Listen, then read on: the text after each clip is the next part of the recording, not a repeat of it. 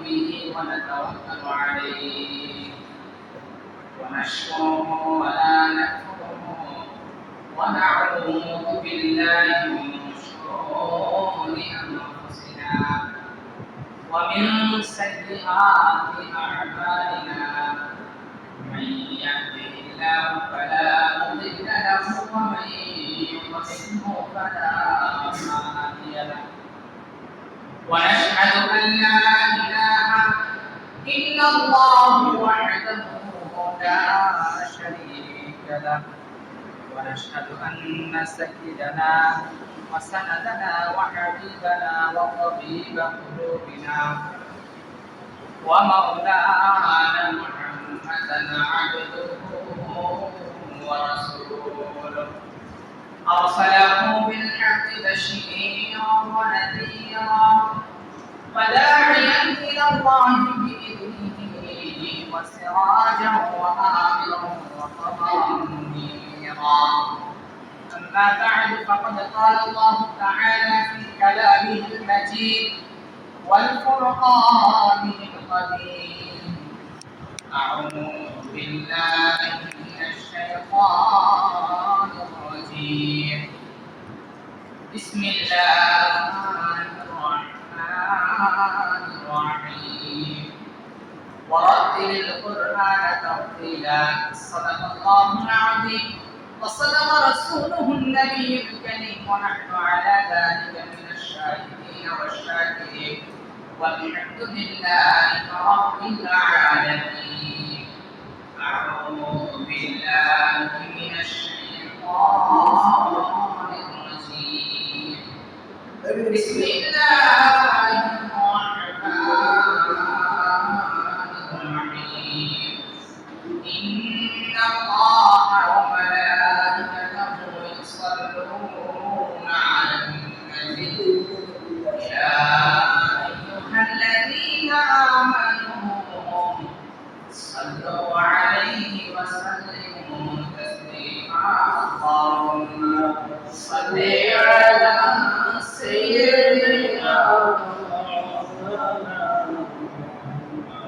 وعلى آل سيدنا مولانا محمد اللهم صل على سيدنا مولانا محمد وعلى آل سيدنا مولانا محمد نبي جبريل عبد الله نبي جبريل آمينا نبي جبريل حليما نبي جبريل روزا مدينة اللهم صل على سيدنا مولانا محمد وعلى آل سيدنا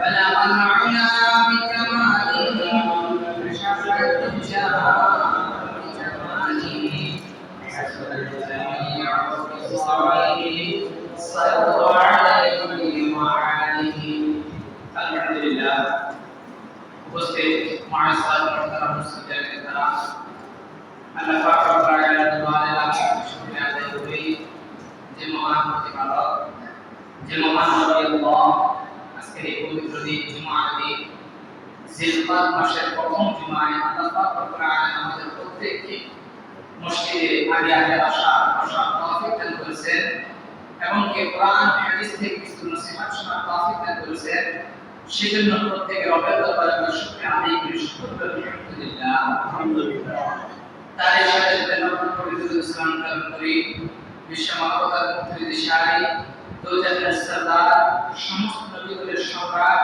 শাফিউল মুজনবী রাহমাতাল লিল আলামিন নূরে মুহাম্মদী নূরে মুজাসসাম সাইয়্যিদুল মুরসালিন আখির জামান সর্বশেষ পয়গম্বর মুহাম্মদ মুস্তাফা সাল্লাল্লাহু আলাইহি ওয়াসাল্লাম অসংখ্য সালাম গ্রহণ করি সমস্ত সাহাবায়ে কেরাম শুহাদায়ে ইসলাম তাবিঈন মুজাহিদিন শুহাদায়ে কারবালা যারা দ্বীনের জন্য ইসলামের জন্য খেদমত করে দুনিয়ার জমিন থেকে বিদায় নিয়েছে।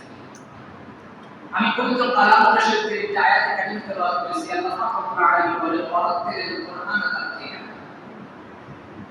যে আমরা যে পবিত্র কালাম শরীফটা তেলাওয়াত করি, এমন একটা কিতাব যে কিতাব কোরআন বলতেছে যে ব্যক্তি আমাকে সম্মান করে, আমাকে মহব্বত করে, আমিও তাকে মহব্বত করি, তাকে সম্মান করি। কোরআন যদি আমাকে সম্মান করে, আমাকে মহব্বত করে, আল্লাহ পাক রব্বুল আলামিন দুনিয়ার জমিনে আমার সম্মান মর্যাদা অনেক গুণ বৃদ্ধি করে দেন। এজন্য আল্লাহ কোরআন বলেছেন ওয়ারাত্তিল কুরআন তারতিলা। যে ব্যক্তি কোরআন পড়ে, কিন্তু কোরআনটা পড়ার একটা সিস্টেম আছে।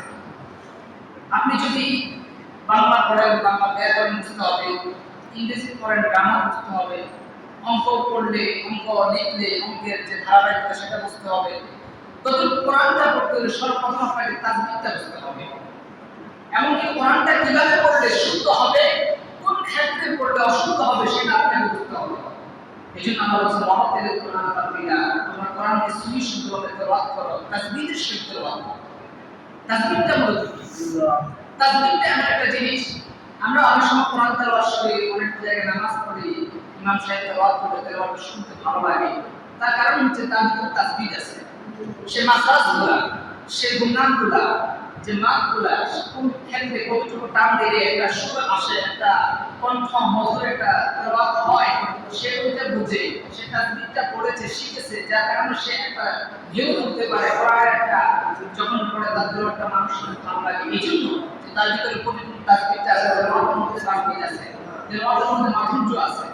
এই জন্য আল্লাহ তাআলা নিজে বলতেছেন যে আমাদেরকেও প্রত্যেককে কোরআনটা শেখা সকলের জন্য ফরজ, কিন্তু মুখস্থ করার জন্য ফরজ। আমরা নফল ইবাদত করি, তাহাজ্জুদ করি, ইশরাক করি, জাহার তাওয়াল আওয়াবি, এই নামাজগুলো পড়ি বা বাড়তি নামাজ পড়ি, এটা নফল ইবাদত, যেটা না করলে কোনো গুনাহ নাই, তবে ইচ্ছা। যদি কোরআনটা আপনি যদি মুখস্থ করেন, সেক্ষেত্রে আপনার ব্যক্তিগত স্বাধীনতা আছে। আপনি যদি মনে করেন পরিপূর্ণ কোরআন আপনি মুখস্থ করে ইয়াদ রাখতে পারবেন, তাহলে আপনি করতে পারবেন, কোনো সমস্যা নেই। আপনি যদি মনে করেন না আমি পরিপূর্ণ কোরআনটা যদি মুখস্থ করে ইয়াদ রাখতে পারবো না, তাহলে আপনার জন্য পড়ার কোনো প্রয়োজন নেই।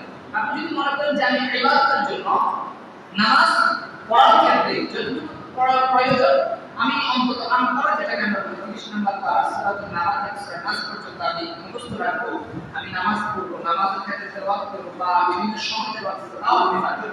আপনি যদি মনে করেন না আমি কোরআন মুখস্থ করে ইয়াদ রাখতে পারবো, তাহলে যে নিম্ন সূরাগুলো আছে 10টি সূরা আপনি নিম্নত মুখস্থ রাখবেন, যে শুধু নামাজের সময় তেলাওয়াত করার জন্য। বাকি পরিপূর্ণ কোরআনটা আপনাকে পড়া, আপনি তাজবিদের সহকারে কোরআনটা তেলাওয়াত করা আপনার জন্য ফরজ। আপনি কোরআনটা শিখতে হবে, মুখস্থ করা লাগবে না। এজন্য আমাদেরকে কোরআন শিখতে হবে তাজবিদের সহিত, যাতে কোনো প্রকার ভুল না হয়। এবং কোরআন শিক্ষা এবং শেখানেওয়ালা সম্পর্কে রাসূল বলেছেন খায়রুকুম মা তাআল্লামাল কুরআন ওয়া আল্লামা। রাসূল আকরাম সাল্লাল্লাহু আলাইহি ওয়াসাল্লাম পৃথিবীর জমিনে আসমানের নিচে এবং জমিনের উপরে ওই ব্যক্তি সর্বোত্তম ব্যক্তি যে ব্যক্তি নিজে কোরআন শিক্ষা করে তাজবিদের সহিত এবং অপরকে শিক্ষা দেয় পরিপূর্ণ তাজবিদের সহিত, ওই ব্যক্তি হচ্ছে সর্বোত্তম ব্যক্তি। এজন্য আমাদেরকে কোরআন শিখতে হবে। আমরা যদি না জানি আমাদেরকে আসলে কোরআনের কাছে যেতে হবে, যে হুজুর আমার মন চায় ওই জায়গায় ভুল হচ্ছে কিনা, বা সূরা পাঠে তেলাওয়াত আপনি শুনুন কোথাও ভুল হচ্ছে কিনা, আমরা ভুলটা ধরিয়ে দিই। এভাবে যেতে হবে আমাদেরকে। আমি খুবই বলেছি আমরা আসলে কোরআন তেলাওয়াত, কোরআনটা এমন একটা জিনিস, মৃত্যুর পর আপনাকে যখন কবর রাখা হবে, কোরআনটা আপনার শিরে দাঁড়াবে, কখন যখন আপনি কোরআন অনুযায়ী আমল করবেন, কোরআন তেলাওয়াত করবেন, কোরআন অনুযায়ী আমল করবেন, কোরআনের নির্দেশ মোতাবেক চলবেন, ঠিক তখন আপনার মৃত্যুর পরে কোরআনটা আপনার শিরে থাকবে। এবং একটি বর্ণনা আছে রাসূল সাল্লাল্লাহু আলাইহি ওয়াসাল্লাম বলেন, যে ব্যক্তি প্রতিদিন সালাতুল ইশা নামাজ আদায়ের পর যে ব্যক্তি প্রতিনিয়ত সূরাতুল মুলক 29 নম্বর প্রথম পৃষ্ঠা, প্রথম 3 পৃষ্ঠার সূরাটা খুব ছোট একটা সূরা, রাসূল বলেছেন যে ব্যক্তি প্রতিদিন সালাতুল ইশা আদায় করে খাওয়া দাওয়া শেষ করে ঘুমানোর আগ মুহূর্তে এই সূরাতুল মুলক তেলাওয়াত করবে প্রতিনিয়ত, ওই মুলক সূরাতুল মুলক এমন ভাবে কিয়ামতের মাঠে দাঁড়িয়ে যাবে, আপনাকে আপনি তেলাওয়াত করেছেন, আপনাকে জান্নাতে না নেওয়া পর্যন্ত সূরা মুলক জান্নাতে প্রবেশ করবে। রাসূলের হাদিস দ্বারা প্রমাণিত। এমন একটি রিওয়ায়াত এসেছে যে সূরাতুল মুলক যখন আপনি প্রচন্ড গুনাহ নিয়ে আল্লাহর দরবারে হাজিরা দিবেন, হাজির হবেন, যখন আল্লাহ তাআলা আপনাকে জান্নাতে দিতে চাইবেন আপনার গুনাহের কারণে, তখন সূরা মুলকের তেলাওয়াতের কারণে, আমলের কারণে সূরা মুলক নিজে আপনাকে বলবে যে আপনি যদি আমাকে স্বীকার করেন যে আমি আপনার কোরআন একটা অংশ, আমি সূরাতে বলব, তাহলে অবশ্যই আপনার এই বান্দাকে আমার সাথে জান্নাতে দিবে। আর যদি আপনি আমার সাথে তাকে জান্নাতে না দেন, আমি সূরা মুলক জান্নাতে দিতে। তাহলে আমাদের কি প্রত্যেকটি আমল ক্ষেত্রে থাকতে হবে। আমরা অনেক সময় দেখি অনেকে তেলাওয়াত করে, তেলাওয়াতের মধ্যে কোনো তাসবিহ নাই, একটি ভুল, অনেক ভুল। এই ভুলটা রাসূল সাল্লাল্লাহু আলাইহি ওয়াসাল্লাম বলেন আমরা যে হরফ উচ্চারণ করি, যেমন আমরা কোরআন তেলাওয়াতের সময় রিওয়ায়াতে আছে একটি হরফে 10 মিনিট। কিছু কিছু রিওয়ায়াতে সবচেয়ে বেশি যে প্রাধান্য পেয়েছে ওই রিওয়ায়াতটা হচ্ছে এক হরফে 1 মিনিট দেওয়া হয়, এবং কি ওই 1 মিনিটকে আল্লাহ তাআলা বৃদ্ধি করে 10 মিনিটে পরিবর্তন করে দেন। এখন সাহাবায়ে প্রশ্ন করেছেন আলিফ লাম মিমের ক্ষেত্রে কি? আমরা তো অনেক সময় সূরা তেলাওয়াত করি না, আমাদের সময় যেমন ধরেন সূরা বাকারা শুরুতে আছে আলিফ লাম মিম, কারণ সূরা শুরুতে আছে, এরপর সূরা শুরুতে আছে হা কাফ হা ইয়া আইন সাদ, এই সমস্ত বাক্যের ক্ষেত্রে কি রাসূল বলেছেন তোমরা যদি মনে করো যে আলিফ লাম মিম এক হরফ একই মিনিট 10 মিনিট দিবে, তা না। রাসূল বলেছেন ভেঙে ভেঙে ভাঙিয়ে বলতেছেন যে আলিফ 10 মিনিট, লাম 10 মিনিট, মিম 10 মিনিট, এভাবে 3 হরফে 30 মিনিট পাবে। তো যত হরফ তেলাওয়াত করবে, শব্দ নয়, বাক্য নয়, যত হরফ, প্রতিটি হরফে আল্লাহ পাকের কোরআন আমাদের প্রত্যেকের আমল নামার মধ্যে 10 মিনিট করে রাখতে হবে। এবং আল্লাহ এটাও বলতেছেন যে আল্লাহ পাক রব্বুল আলামিন বলেন পৃথিবীর জমিনে আমার কিছু নিকট আত্মীয় আছে, আমার পরিবারের বিশেষ আপনজন কিছু ব্যক্তি এমন আছে যারা পৃথিবীতে বসবাস করে। সাহাবায়ে কেরামের সামনে যখন রাসূল সাল্লাল্লাহু আলাইহি ওয়াসাল্লাম কথাটা বললেন, সাহাবায়ে কেরাম তখন পড়ে গেল। স্বয়ং আল্লাহর পরিবার, কিন্তু আল্লাহ কোরআনে বলেছেন কুল হুয়াল্লাহু আহাদ, আমি একক। আল্লাহ কোরআনে সূরা ইখলাসের মাধ্যমে প্রমাণ দিয়েছেন আমাকে কি জন্ম দেয়? আমি কাউকে জন্ম দিতে, আমার পরিবার নাই। তাহলে হঠাৎ রাসূল বলতেছেন কেন যে পৃথিবীর মধ্যে আল্লাহ তাআলার পরিবার বুঝতে আপনজন বিশেষ ব্যক্তি আছে, তারা কারা? তখন সাহাবায়ে কেরাম প্রশ্ন করলেন যে রাসূলুল্লাহ হাবিবাল্লাহ, ওই সমস্ত ব্যক্তি কারা যারা আল্লাহ তাআলার আপনজন, যারা আল্লাহ তাআলার বিশেষ আপনজন? আমাকে কি বলতেছেন? তখন রাসূল বলতেছেন যারা কোরআন তেলাওয়াত করে, কোরআন অনুযায়ী আমল করে, আহলুল কোরআনি হুম আহলুল কোরআনি ওয়া খাসসাতুহু, যারা কোরআন তেলাওয়াত করে, কোরআন অনুযায়ী আমল করে, কোরআনের দিক নির্দেশনা অনুযায়ী চলে, তারাই আল্লাহ পাক রব্বুল আলামিনের বিশেষ আপনজন, আত্মীয়, বিশেষ আল্লাহ তাআলা বলেছেন তারাই আমার বিশেষ আপনজন। অর্থাৎ আপনি যদি কোরআন তেলাওয়াত করেন, কোরআনটা পরিপূর্ণভাবে চর্চা করেন, কোরআন অনুযায়ী আমল করেন, কোরআনের দিক নির্দেশ অনুযায়ী সমাজ গঠন করেন, আপনি নিজে পরিবর্তন হন, রাষ্ট্রকে গঠন করেন, আপনার পরিবারকে চালান, তাহলে আল্লাহ আপনার সুখী হয়ে যাবে। আল্লাহ আপনাকে বলতেছেন আপনি আমার বিশেষ আপনজন। তাহলে আমরা যদি কোরআন অনুযায়ী চলি, কোরআন পড়া হয়, তেলাওয়াত করা হয়, আল্লাহর সাথে কথা বলা, আল্লাহর সাথে কথা বলা, আপনার যখন মন চাইবে যে আমি আপনাকে দেখবো, আল্লাহর সাথে কথা বলবো, তখন আপনি নামাজে দাঁড়িয়ে যান, ইবাদতে দাঁড়িয়ে যান, নামাজে দাঁড়িয়ে যান, নামাজ পড়েন। আল্লাহ বলেছেন যে ব্যক্তি নামাজে দাঁড়ায় সে আমার সাথে সাক্ষাৎ, যে ব্যক্তি নামাজ তেলাওয়াত করে সে আমার সাথে কথা বলে, যে ব্যক্তি প্রতিনিয়ত কোরআন তেলাওয়াত করে সে আমার সাথে কথা বলে। দেখবেন কিছু নেককার ব্যক্তি সমাজে আছে যারা হাঁটতে চলতে যতটুকু পারে তেলাওয়াতের মাধ্যমে থাকে। কোরআন তেলাওয়াত হচ্ছে নেককারদের একটা প্রলোভন বা নেককারদের একটা চিহ্ন। যারা হাঁটতে বসতে কোরআন তেলাওয়াতের মাধ্যমে থাকে, কোরআন তেলাওয়াত করে, কোরআন অনুযায়ী চলে। এই জন্য আমাদেরকে কোরআনটা শিখতে হবে, কোরআনটা বুঝতে হবে, কোরআন অনুযায়ী আমল করতে হবে। যদি কোরআন অনুযায়ী আমরা আমল না করতে পারি, জীবন যদি সঠিকভাবে গঠন না করতে পারি, তা আমার এই দুনিয়াও শেষ, আর পরকালও শেষ। দুনিয়া তো শেষই, ইহকালও শেষ, পরকালও শেষ, এই দুনিয়া শেষ, দুনিয়া শেষ। আমাদেরকে সতর্ক থাকতে হবে, কোরআন অনুযায়ী আমল করতে হবে, কোরআন অনুযায়ী নিজের সমাজ, রাষ্ট্র, প্রত্যেকটা স্থান আমাদেরকে গঠন করতে হবে। তো আমরা কোরআন শিখবো, কোরআন বুঝবো, কোরআন পড়বো, এর মধ্যে আমাদেরকে মনোযোগ হতে হবে যে আমরা কোরআন অনুযায়ী আমল করবো, কোরআনটা পড়বো। আমরা অনেকে আছি কোরআন সহিষ্ণুভাবে পড়তে পারি, চেষ্টা করি না। আমি যে কোরআনটা সহিষ্ণুভাবে পড়তে পারি একটু চেষ্টা করি শেখার জন্য। সমাজে বহু আলেম আছে, আমরা বর্তমানে আলেমদেরকে মূল্য দিতে চাই। সহজ ভাষা আমি খুব অনেকবার বলেছি, আলেমদেরকে আমরা মূল্য দেই না, একেবারেই দিই না। আমি যদি সামাজিকতার ক্ষেত্রে একটা কথা বলি, আমাদের সমাজে বহু বিচার আচার হয়, বহু রকমের বিচার আচার হয়। অনেক বড় বড় নেতারা আসে, সুদখোর, ঘুষখোর, দুর্নীতিবাজ, চাঁদাবাজ, বাটপার, চিটার, এইরকম মিথ্যাবাদ সব আছে, সভাপতি সেক্রেটারি সব আছে, কিন্তু কোনো আলেমকে দাওয়াত দেওয়া হয় না। কোনো ইমাম সাহেবকে, মসজিদ ইমাম সাহেব আছে, ওনার আয়াত, ওনার সমাজে এই ঘটনা ঘটল, কিন্তু ওনাকে ডাকা হয় না যে হুজুর আসেন, আপনিও বসেন, আপনি একটা সিদ্ধান্ত দেন আমরা কি করতে পারি। আজকাল এই সমাজে দেওয়া হয় না, তার কারণ আমরা ইমামকে মূল্যায়ন করতে চাই। শুধু ইমাম নয়, আজকের সমাজে আমরা আলেমকে মূল্যায়ন দিতে চাই। যদি মূল্যায়ন দিতাম তাহলে প্রতিটা ক্ষেত্রে আলেমের সঙ্গ দিতাম, প্রতিটা ক্ষেত্রে আলেমকে সম্মান করতাম, ইজ্জত করতাম, মহাব্বত করতাম, আলেমকে দেখলে সালাম দিতাম, ওনার সাথে কথা বলতে করতাম যে কেমন আছেন বা আসছেন কষ্ট হবে কিনা, এরকম ভাবে একটা কথোপকথন থাকতো আমাদের মধ্যে। এই সামাজিকতা থেকে আমি আপনি কোরআন শিখবো কিভাবে, আলেম শিখবো কিভাবে? আমার ভিতরে আপনার ভিতরে ফাটল অবশ্যই ধরবে, ধরবে না কেন? আপনি দেখেন বর্তমানে আলেম কতজন আছে। আপনি স্কুল, কলেজ, ভার্সিটি, ইউনিভার্সিটি, আমাদের সমাজে এখন কিছু নাই। ডাক্তার বলেন, ইঞ্জিনিয়ার বলেন, প্রফেসর বলেন, কোনো দিকে সঠিক কোনো ব্যক্তি নেই। আলেমের ক্ষেত্রে মাদ্রাসায় শত শত ছাত্র পড়ে। আমি শ্রেণী আলিয়া গ্রামীণ মাদ্রাসায় পড়ি, আমার সাথে একই বেসে প্রায় 200 থেকে 250 ছাত্র পড়ে, শুধু ছেলে, মেয়ে হিসাব জানি না, শুধু ছেলে। প্রায় 250 মতো ছেলে আছে, প্রায় 256 জন ছেলে। আমরা একই দেশে পড়াশোনা করি, একই সাথে পড়ালেখা করি, পরীক্ষা দিই, সকল কাজ একসাথে হয়। কিন্তু দেখা যায় অনেকে জিন্স প্যান্ট পরে, অনেকে রাস্তায় মাদ্রাসা সিগারেট খায়, অনেকে রাজনীতি করে, এরকম আছে। কেন? তারা শিক্ষা অর্জন করে মাদ্রাসায় আছে সার্টিফিকেটের জন্য। আমরা তো এখন অধিকাংশ মনে করি শুধু সার্টিফিকেট আমাদের পড়ে। আমরা সার্টিফিকেট আছে, সব আছে, সার্টিফিকেটের কিছু দরকার নেই, আমরা শুধু চাই সার্টিফিকেট। আমার সমাজে, বিশেষ করে আমাদের সমাজে স্কুল, কলেজ, মাদ্রাসা সকল ক্ষেত্রে ধ্বংসের মূল কারণ হচ্ছে ছাত্র রাজনীতি।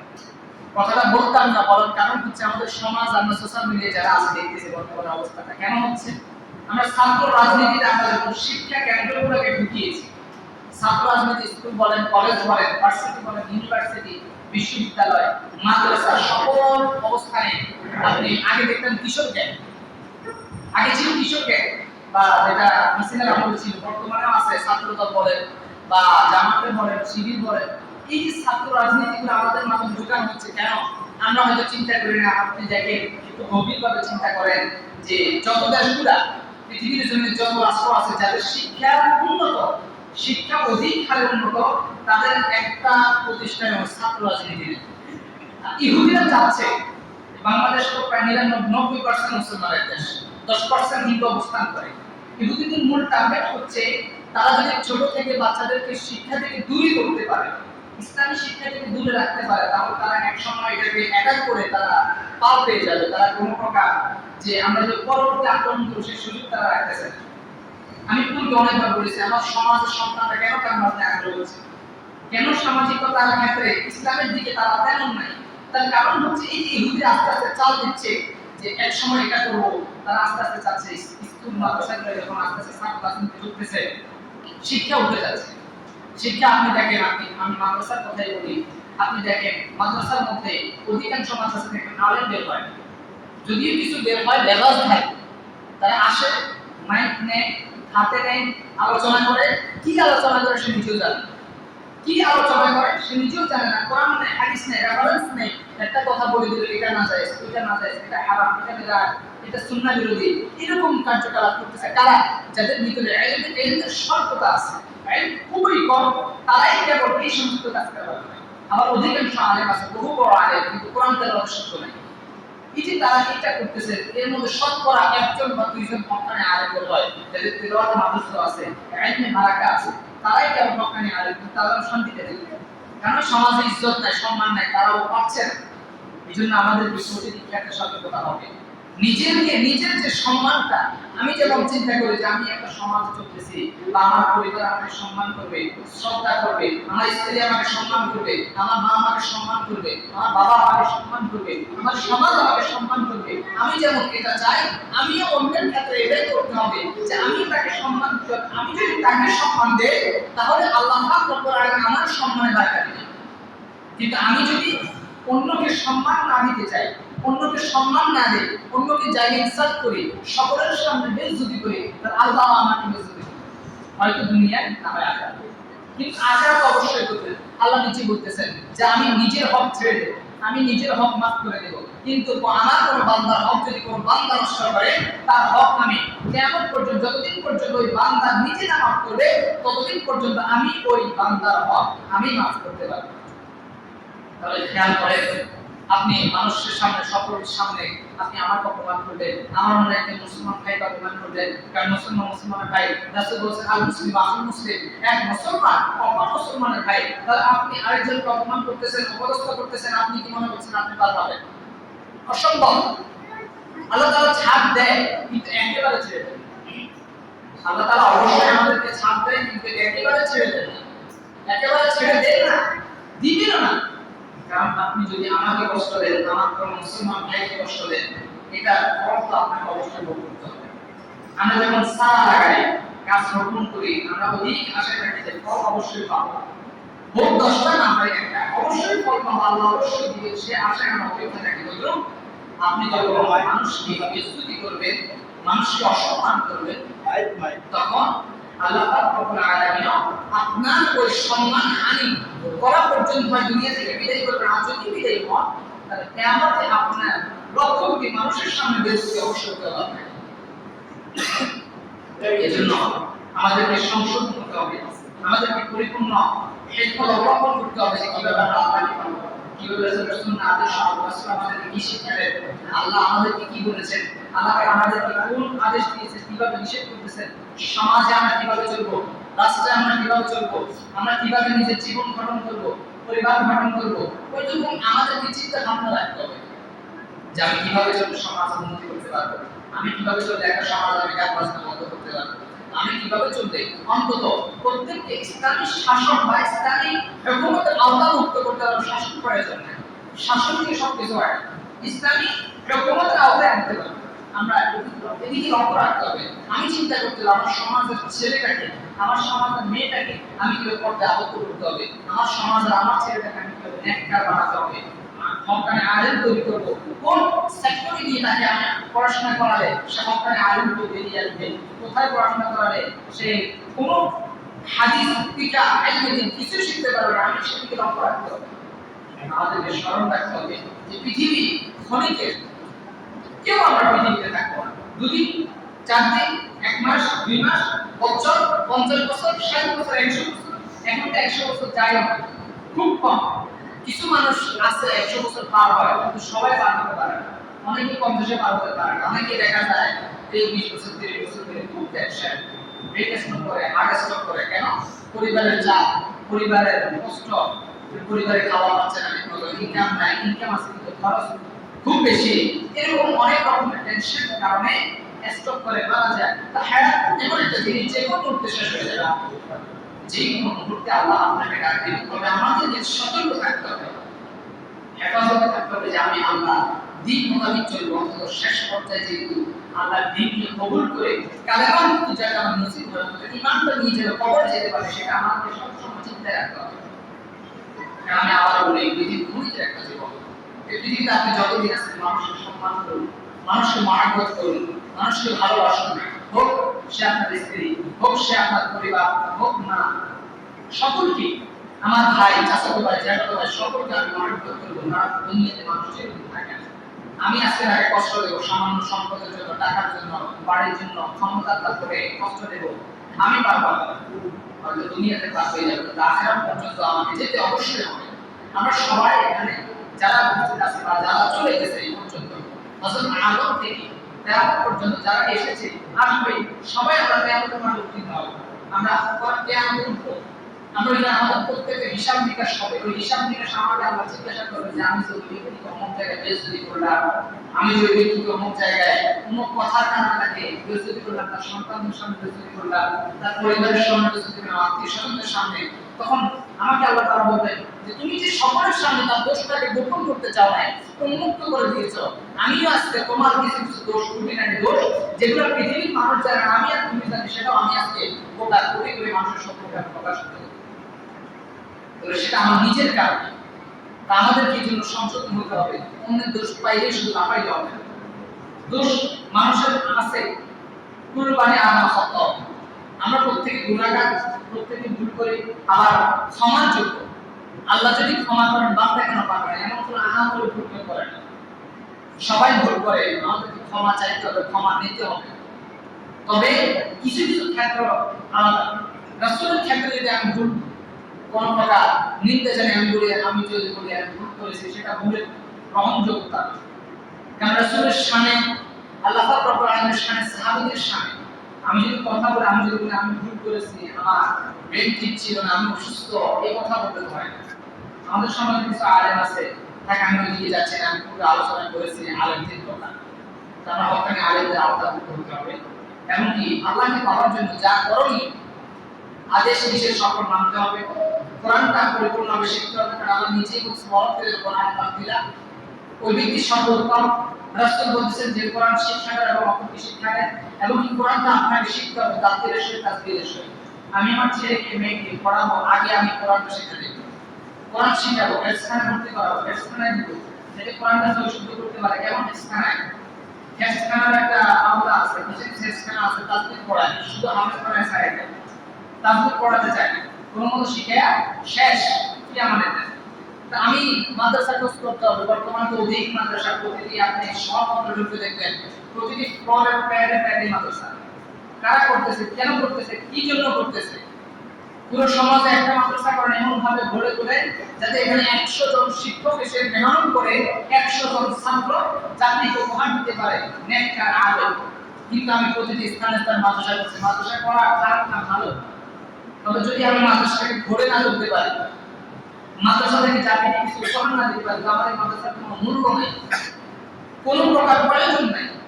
আমি বলতে পারবো এটা আমি মেহনত করেছি, আমি কষ্ট করেছি, আমি কষ্ট করে ত্যাগ স্বীকার করে মাদ্রাসা দিয়েছি, আমি জায়গা দিয়েছি, আমি টাকা দিয়েছি, আমি সম্পদ দিয়েছি, কোনো লাভ নেই।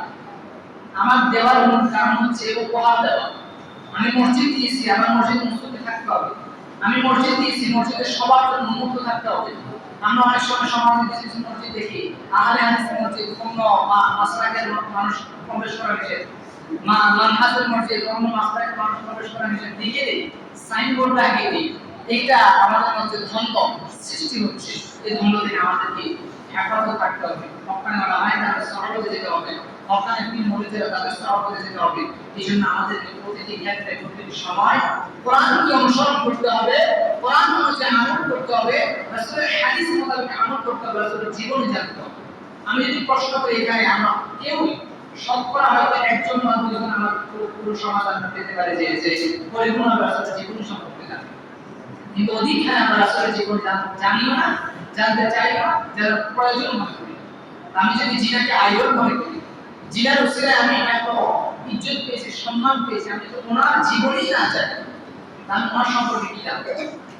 যখন মেয়ে দিতে চাই, মাশাআল্লাহ খোঁজ করি মেয়ের জামাই যার কাছে বিয়ে দেব সে কতটুকু দিনদার, এটা তো খোঁজ করার প্রয়োজন নাই, কারণ দিনদার দিয়ে এখন কি হবে? এখন নামাজ পড়ানোর কোনো প্রয়োজন নেই। আমি খোঁজ করবো কত টাকার মালিক, কতটুকু জায়গা জমি আছে, মাসিক স্যালারি কত, কয়টা ফ্ল্যাট আছে, সরকারি চাকরি করে কিনা। সরকারি চাকরি মাসিক বেতন 22,000, কিন্তু বাড়ির বছর 22 লক্ষ টাকা। এটা চিন্তা করে না, 22,000 টাকা ইনকাম। বর্তমানে যে বাজার ব্যবস্থা, প্রতি মাসে তো ওষুধ খরচ লাগে 30,000, তারপর সে 22 লক্ষ টাকা দিয়ে ঘর কিভাবে চলবে সেটা চিন্তা করে। মেয়েকে তুলে দিচ্ছে, বাবা আমার মেয়েকে তোমার হাতে তুলে দিলাম, ভালো রেখো, আমার মেয়েকে ভালো রেখো। আমি সেদিকে যাচ্ছি না। আল্লাহ আমাদেরকে হেফাজত করে প্রতিটি কাজের ক্ষেত্রে আমাদেরকে নেককার করতে হবে। আমি বিশেষ করে আমার সমাজকে আমি হেফাজত করতে হবে, বিশেষ করে আমার ছেলেকে মেয়েকে গান বাজনা থেকে হেফাজত করতে হবে। আমি প্রায় সময় এখানে আসার পর অনেকবার করেছি গান বাজনা। আমাদের সমাজে গান বাজনাটা এত হারে বেড়েছে, আপনি কল্পনা করতে পারবেন না। গান বাজনা আপনি মনে করেন আপনাকে সাময়িক শান্তি দিচ্ছে, যারা শুনছে, যুবক যুবতী বা আমার মাধ্যম যারা করতে আদেশ যারা প্রত্যেককে অনুরোধ করবো, গান বাজনা আমাদেরকে সাময়িক শান্তি দেয়। একটা ছেলে বা একটা মেয়ে যখন অধিক কষ্টের মধ্যে থাকে, তখন সে ডিপ্রেশন থাকার পর একটা গান চালায়। কিছু কিছু গান আছে কষ্টের গান, ব্যাকগ্রাউন্ড থাকে বা কষ্টের গান চালায়, কষ্ট যাওয়ার জন্য সে চালায়, সাময়িকের জন্য কিছু শান্তি পায়, মনে একটু আনন্দ উৎসাহ আসে। কিন্তু এই গানটা আমাদের মুসলমান থেকে বহিষ্কার করতেছে না। এই গানটা একদম আমাকে কাফেরে পরিণত করার পর্যন্ত আমাকে চাচ্ছে। কারণ আমি কিন্তু আলোচনা করেছি, রাসূল সাল্লাল্লাহু আলাইহি ওয়াসাল্লাম বলেছেন, গান বাদ্য এমন একটা জিনিস যেটা আমাকে মুসলমান থেকে খারিজ করে, যখন আমি গানের আসরে বসবো, অর্থাৎ গান চলতেছে, ওইখানে কি শুধু বসেছি, ওইখানে শুধু গিয়ে বসেছি, রাস্তা বলছেন সে পাশে হয়ে গেছে। আর যে গান শুনে মনে আনন্দ উপলব্ধ করে, মনে আনন্দ পায়, মনে আনন্দ উপলব্ধি করে, সে যেন কাফেরে পরিণত হয়ে গেছে। এজন্য আমাদেরকে হেফাজত থাকতে হবে, আল্লাহকে খুশি করার জন্য প্রত্যেকটি সময় আমাদেরকে আল্লাহর জন্য কাজ করতে হবে। যেন আল্লাহ আমাদের প্রত্যেককে যেন কবুল মঞ্জুর করে। ওয়াহিদ দাওয়ানা আলহামদুলিল্লাহ। আসসালামু আলাইকুম ওয়া রাহমাতুল্লাহি ওয়া বারাকাতুহু। যারা কামরার জন্য আদায় করবেন তাদেরকে